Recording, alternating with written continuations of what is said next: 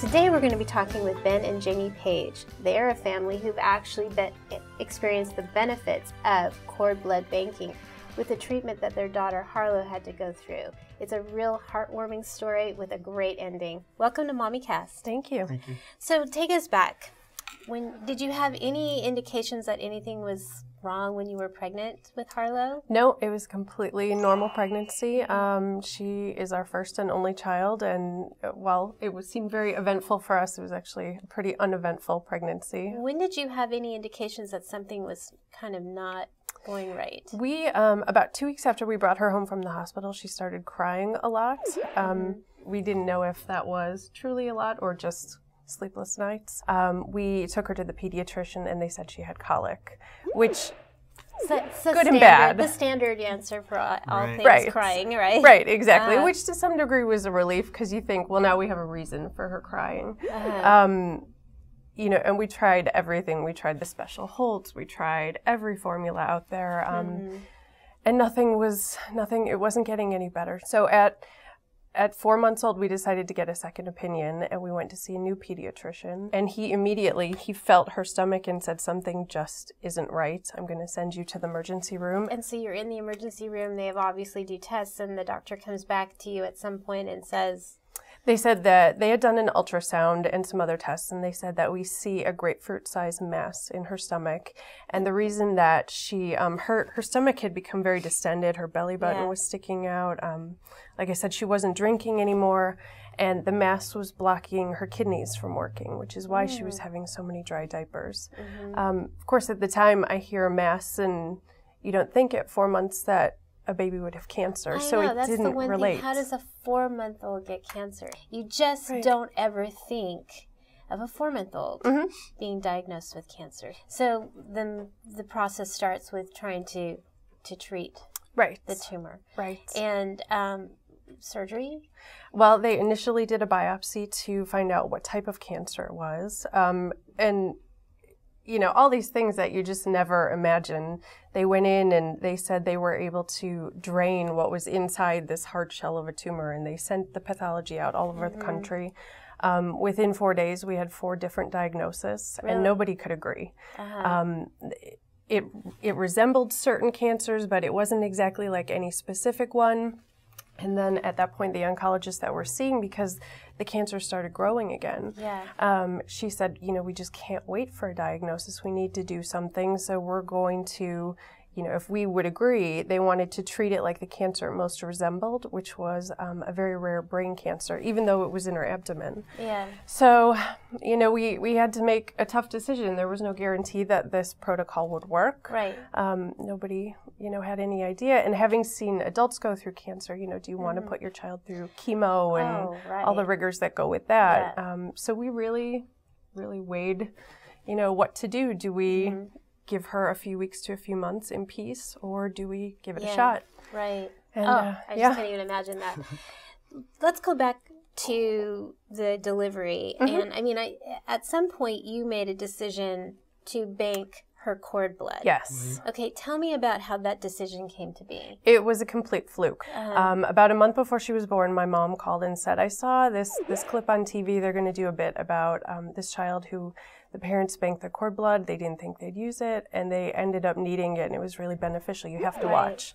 So we watched. Yay, Mom. Yeah, exactly. Go, Grandma. So we watched, and I called him. I was working from home at the time, and I called him and I said, okay, so I saw this, and, you know, we should probably think about it.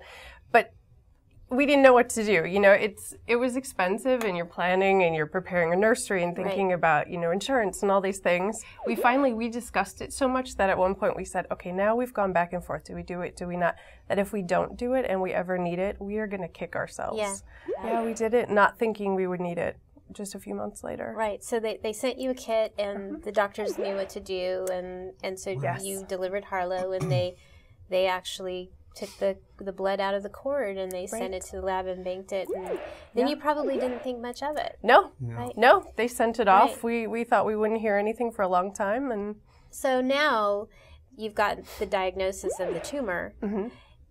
At what point did you mention to the doctors, oh, by the way? Right. I mean, because it's got to be one of those, oh, by the way, don't know if this is important, but isn't it one of those discussions, right? So at what point does that come into play? And what did the doctors say? It didn't happen immediately because we didn't know what that treatment was going to look like. So it really didn't come into play until they started talking about some of the different procedures that we would have to have and having to get stem cells. And all of a sudden we looked at each other. It's like, we should probably mention that we've gone through with the cord blood banking.